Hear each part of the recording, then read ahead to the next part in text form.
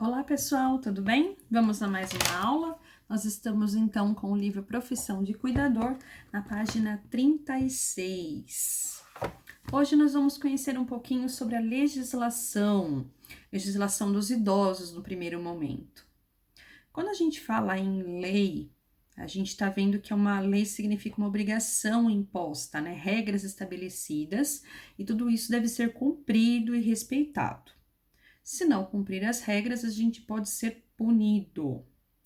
Então, como que funcionam as leis? Elas são produzidas pelo Estado, feitas pelo poder legislativo e assinadas pelo presidente da República. Então, ela só passa a ter o vigor depois de assinada pelo presidente da República. Toda lei ela tem função de controlar ações e comportamentos diante de uma sociedade. Mas também existe o conjunto de leis. O conjunto de leis forma um estatuto. Isso vai regular questões como comportamento, atitudes dentro de uma sociedade. Então, hoje a gente vai conhecer um pouquinho sobre o Estatuto do Idoso. Ele foi criado em 1997, porém ele só entrou em vigor, assinado pelo presidente, em 2004. O que o Estatuto vê? Ele define a proteção ao idoso e a punição para quem violar qualquer direito ao idoso. Resumindo, a gente tem esse quadro aqui no nosso livro, na página 37, onde fala um pouquinho, resumidamente, o que contém o Estatuto do Idoso. Vamos ver? No primeiro título, a gente tem as disposições preliminares. O que é isso? Assegurar os direitos da pessoa idosa acima dos 60 anos, direitos fundamentais da preservação da saúde, a obrigação da família, o idoso não sofrer negligência, a punição para quem violar o direito do idoso e dever de comunicar às autoridades sobre maus tratos.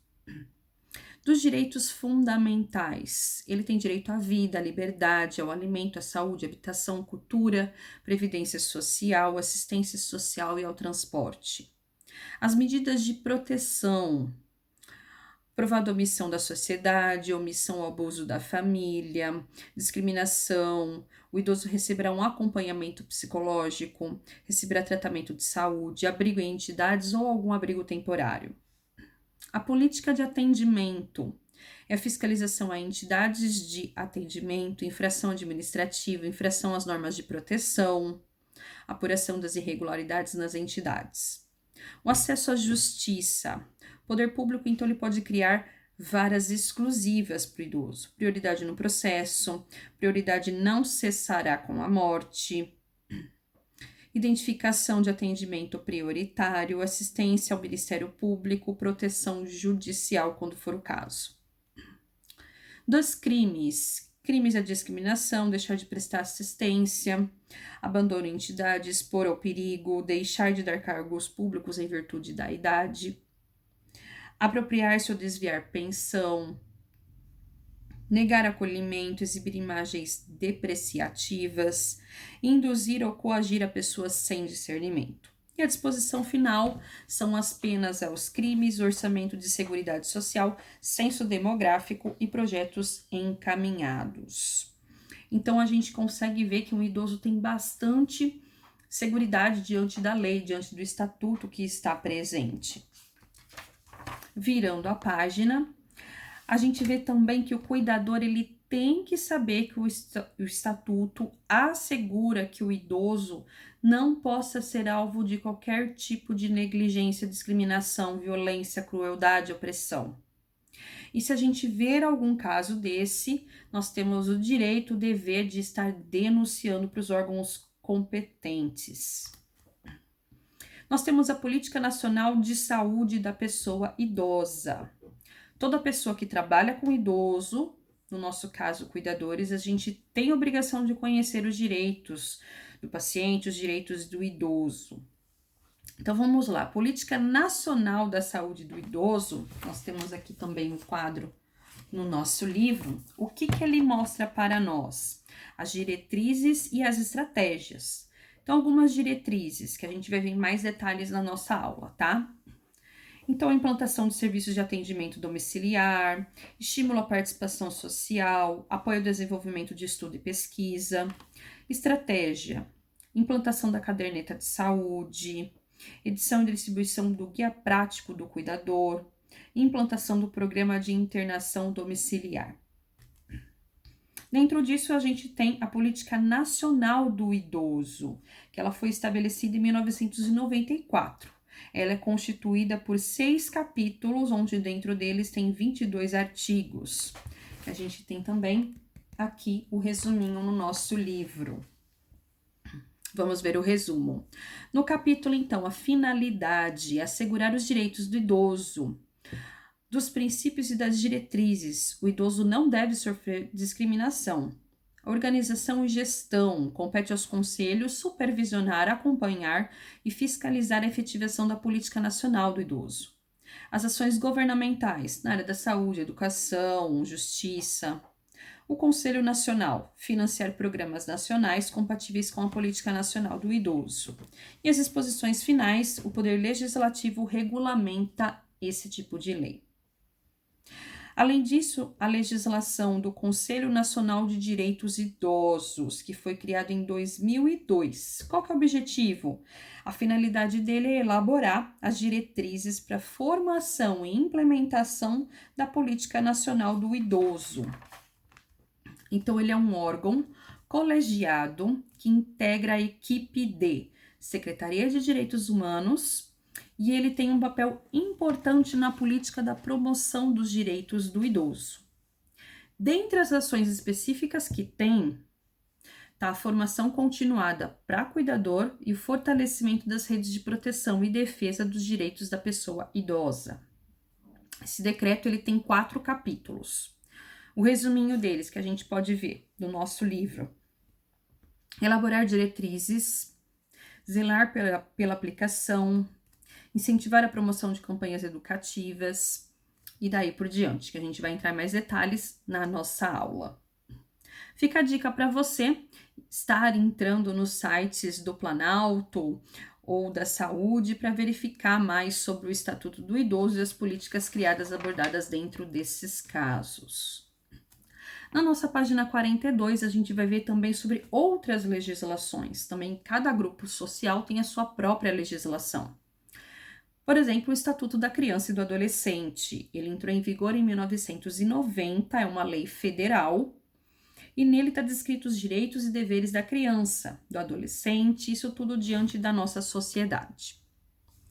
O Estatuto ele garante direito à vida, à saúde, à dignidade, ao respeito, à educação, lazer, cultura e à liberdade, e também ao convívio familiar e à alimentação para os jovens. Mas ele também tem um lado positivo para os pais, uma questão de política, medidas protetivas, socioeducativas, no caso de estar sofrendo alguma infração. A família que abriga essa criança, ela tem como dever sustentar, educar, zelar, e toda criança tem o direito de crescer dentro de uma família. Por isso, nós temos o estatuto que garante tudo isso para as crianças. E é claro que a gente tem um conselho que fiscaliza tudo isso, que é um conselho tutelar. Ele que vai atrás para estar fiscalizando se o estatuto da criança e do adolescente está sendo cumprido. Lei de acessibilidade. A lei de acessibilidade foi criada no ano 2000 e ela tem por função diminuir a dificuldade de mobilidade das pessoas, né? Os obstáculos, barreiras para um deficiente.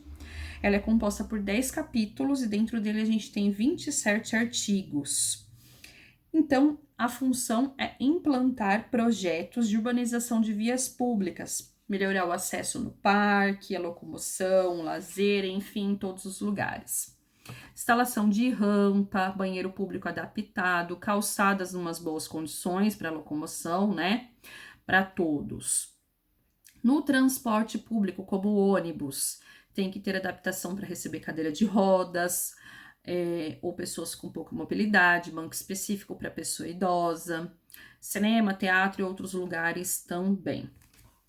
E os edifícios privados também tem que se adaptar aos portadores de necessidade e aos idosos.